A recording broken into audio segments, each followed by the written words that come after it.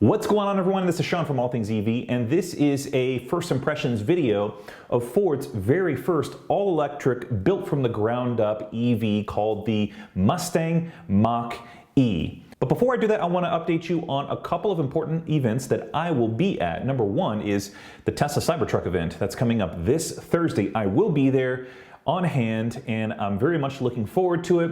I want to let you know that I'll be doing a live stream post-presentation, post-Elon's presentation, to give you the behind-the-scenes look at everything that's going on. And you'll probably see some of my friends there, a lot of Tesla owners, a lot of Tesla YouTubers there. And hopefully I can give you a behind-the-scenes look at the truck as well. So make sure and subscribe to the scheduled live stream that I've got on my channel already. You can go to the main page and probably find that front and center. Second thing is I will be speaking on a panel at Fully Charged Live. Fully Charged Live is an all-electric event conference that focuses on the electric vehicle industry. If that sounds familiar, it's done by the Fully Charged YouTube channel. They do this conference in the UK. They're now bringing it to the US, and it's going to be in Austin, Texas on February 1st and 2nd. And they've given me a 15% off discount for tickets. That link will be in the video description if you'd like to attend. So let's go ahead and dive into the video though. The first thing is the various versions of the Mach-E that Ford is going to be selling. Second, how it compares to other EV SUVs on the market and soon to be on the market. Its charging network, its active safety features, and why the Mach-E is a really important vehicle. So the presentation took place this last Sunday evening, and it was broadcasted live online, ironically in the same location as the Tesla semi-truck event 2 years ago. The presentation did feel a little bit contrived, as most of the people on stage appeared nervous and a little bit ill-rehearsed. Aside from the awkwardness of the presentation, the car looks incredible. It looks like a Ford and it looks like a Mustang. And I think it's a really big deal that Ford is risking the Mustang brand on a completely different vehicle than what the Mustang fans are used to. In fact, I think aside from the Model 3 and the Model Y, it is the best looking EV you can buy for $45,000. Now let's talk about some of the various versions of the Mach-E that Ford is going to be selling. At its most expensive version will be the GT, and that will start at $60,000, $500. It'll offer a 98.8 kilowatt hour battery pack, have 376 cells. It'll only be offered in all-wheel drive, and its range will be 235 miles or 378 kilometers. A 0 to 60 of about 3.5 seconds. Horsepower sitting at 459 and a charge rate of 150 kilowatts. Then down from that will be the first edition at 59,900. Same 98.8 kilowatt hour pack, same number of cells, but a range of 370 miles or 435 kilometers. This will have a 0 to 60 of 5.5 seconds, horsepower 332, and that same 150 kilowatt charge rate. Then the California Route 1 version will start at 52,400, offer that same size battery pack, same size cells, but a 300-mile range or 483 kilometers. That's a 6.5 second 0 to 60, horsepower sitting at 282, and same charge rate of 150. And then down from that is the premium option starting at 50,600. It's going to come in two various battery packs. It'll be the standard range and the extended range, they're calling it. And you can see that the variation in the cells there. It's just different size battery packs. The range for the all-wheel drive versions will be 210 miles or 270. And for the rear-wheel drive will be 230 or 300. That's a 5.5 0 to 60, and the horsepower you can see respectively for rear-wheel drive, all-wheel drive, and the larger battery packs, and the 150 kilowatt charge rate. And at the bottom end, and the most affordable, sitting at just under $44,000, you've got the 75.7 kilowatt hour pack, a 210 mile range or 338 kilometer. For the all-wheel drive, and the rear-wheel drive option will give you 230 miles or 270 kilometers, 5.5 0 to 60, 255 horsepower, and they dropped that charge rate down for this smaller battery pack to 115 kilowatts. Now let's take a look at how the Mach-E compares to other electric SUVs either on the market or soon to be on the market. You can see the options here for the Mach-E, and I won't go through some of the details that I've already covered, but I do want to make mention of a new data point, which is the miles per kilowatt hour, which gives us some sort of idea about how efficient this vehicle is. In other words, how far can it travel on that battery pack? The Mach-E sits at between 2.77 miles per kilowatt hour and 3.96, and that's the difference between the 310 mile, and that's the difference between the 210 mile and the 300 mile battery packs. And you can see with the Model Y, which I think will be a direct competitor of the Mach-E, price ranging from $39,000 to $61,000. The battery pack for the Model Y will be offered in two variants, a 50 kilowatt hour and a 75 kilowatt hour. The cells you can see here is quite a difference from all of the others. With that 50 kilowatt hour pack, it's just under 3,000 cells. And for the 75 kilowatt hour pack, it's 4,416. The reason why there's such a stark difference between the Mach-E, the others, and the Teslas is the size of the battery cells. Most of us know that Tesla uses cylindrical, and all of these others use the pouch style cell. And I did confirm with Ford PR that Ford will be buying their pouch style cells from LG Chem. The miles per kilowatt hour for the Model Y is the best of these that we're going to take a look at, and it ranges between 4.6 miles and 4. And this is definitely industry leading. There's a few reasons why Tesla is still the king of miles per kilowatt hour. I won't go into depth about that, but it has a lot to do with the cylindrical cell, the energy density, and the drag coefficient of their vehicles. All right, next up is the I-Pace, and that starting price is $69,500, offers a 90 kilowatt hour pack, has 432 cells, a range of 234 miles, miles per kilowatt hour at 2.6. Range in kilometers is 377, a 0 to 60 of 4.5 seconds, horsepower sitting at 394.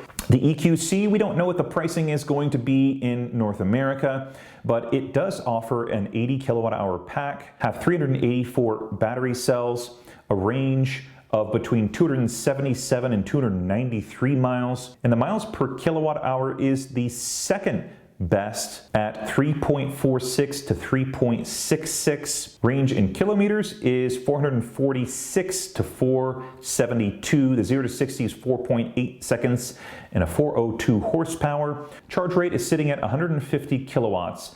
And lastly, the e-tron on sale for $74,800, and it offers a 95 kilowatt hour pack, has 432 cells, a range of 204 miles, and it is the worst in terms of efficiency. The miles per kilowatt hour sitting at 2.14. Range in kilometers is 328. The 0 to 60 is 5.5 seconds. Horsepower 402 and a 150 kilowatt charge rate. And since the Model Y and the Mach-E will be direct competition of each other in terms of range as well as price, let's dive into a little bit deeper about how they compare to each other. On the top end, the long-range performance Model Y will start at $61,000, which is right around where that Mach-E GT is going to come in.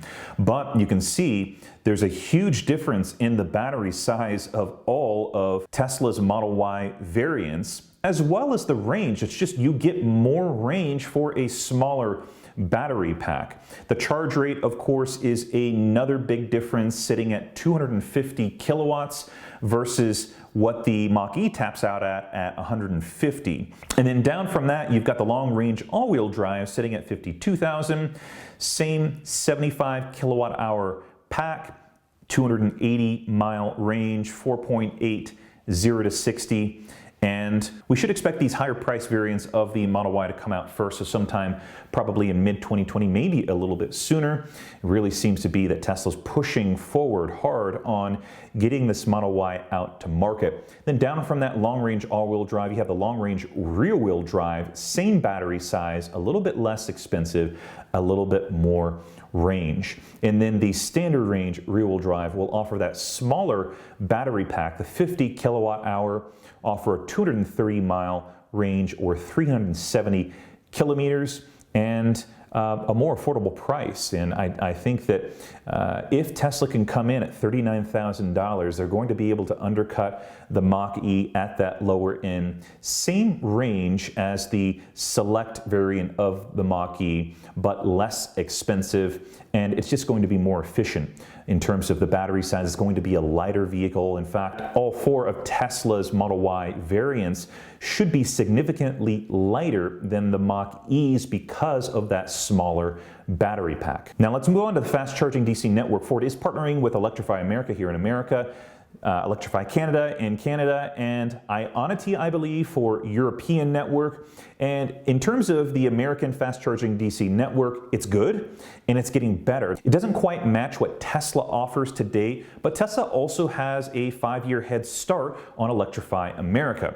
And because most people spend most of their drive time within a 50-mile radius of their home, I don't expect for this to be a major hindrance right off the bat, and it will become less and less of an issue as these fast charging non-Tesla networks get built out. In terms of safety, Ford's got their own thing called Ford Co-Pilot 360 Assist 2.0. That's definitely a mouthful. They might need to come up with an acronym for that. Though it's not as advanced as Tesla's full self-driving, Ford does include some key safety features like lane keep, automatic emergency braking, and auto high beams. This doesn't surprise me too much coming from a traditional automaker. They're more inclined to take the licensing approach by using a third party's hardware and software and integrating it into their vehicle versus what Tesla does, which is develop everything in-house. And why is a Mach-E a really important vehicle? Well, I think that this being Ford's very first all-electric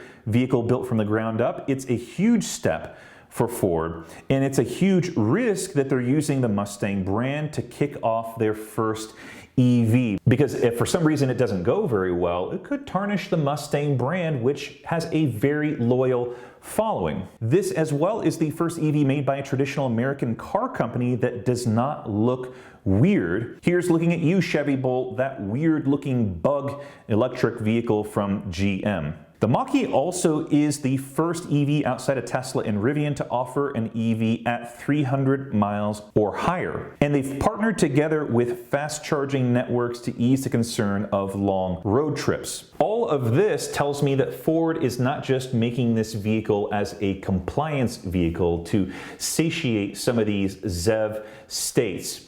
Ford is really serious about this, and they've really put their best possible foot forward with this vehicle. It's got a really appealing range sitting at that top end of 300 miles. They've thought about the fast charging network for people that want to take the Mach-E on long road trips outside of that typical 50-mile radius from home. And it actually looks really good, in my opinion. And I know this varies from person to person. I think it looks really good. It looks like it came from Ford, and I see some of the Mustang styling in the taillights as well as the front hood and lights area. They've also taken a huge step forward by adding this touchscreen in the middle, much like what we're all used to with Teslas. This is a big deal because it eliminates a lot of the buttons that Ford is traditionally used to. And Ford being a very traditional company with a lot of internal politics, I can imagine how much the company and the employees wrestled with adding buttons versus taking them away and making the features touch-friendly in that touchscreen. Now, they did add that physical volume dial on the touchscreen, which in my opinion is a little bit odd and a little bit awkward. You've got all the features of the vehicle on the touchscreen except the volume, and maybe it would have been easier and a little bit more fluid to just add that volume button on the touchscreen versus a physical dial. But you know, I think that personal preference is going to differ from owner to owner. Some people, maybe if they're used to a Tesla and they go to the Mach-E, they might feel that it's a little bit unnecessary. But for people who are getting into an electric vehicle for the very first time from an internal combustion engine vehicle, they may find that dial very friendly and familiar coming from an internal combustion engine vehicle that has loads of buttons. That wraps up my first impressions video of the Mach-E. I'd love to hear what you think about the vehicle. Do you think it's going to be a successful vehicle for Ford? I personally think so. Sean Mitchell, All Things EV. Thanks so much for watching. I'll see everyone on the next video.